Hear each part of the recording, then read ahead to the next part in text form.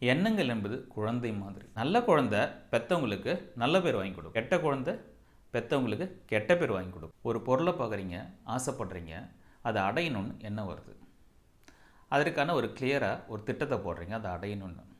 எந்த அளவுக்கு தீவிரமாக இருக்கீங்களோ அதை அடையணும்னு அந்த அளவுக்கு சிந்தனையும் எண்ணங்கள் அது மேலே நாள் முழுவதும் வந்து கொண்டே இருக்கும். ஒவ்வொரு எண்ணத்துக்கும் ஒவ்வொரு உருவம் இருக்குது. அந்த உருவம் ஒவ்வொரு மனிதனோட அனுபவத்துக்கு தகுந்த மாதிரி அந்த எண்ணத்தோட உருவம் மாறும். பறவைகளில் பல விதமாக இருந்தாலும் ஒரே வகையான பறவை கூட்டம் வானத்தில் ஒரே சீரான வேகத்தில் வட்டத்துக்குள்ளேயோ கட்டத்துக்குள்ளேயோ அமைப்பாக பறந்து போகும். அதே மாதிரி ஒவ்வொரு விதமான எண்ணங்கள் ஆசைகள் உடையவர்கள் ஒரே இனமாக கூட்டமாக இருப்பாங்க.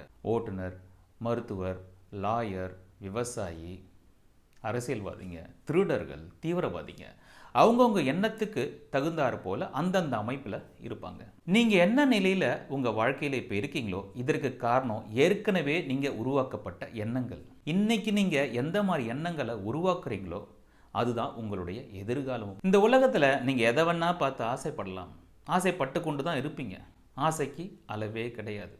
ஆனால் அந்த ஆசை தேவையா தேவையற்றதா என்பதை சிந்தித்து அதற்கான எண்ணங்கள் உருவாக்க வேண்டியது உங்கள் கையில்.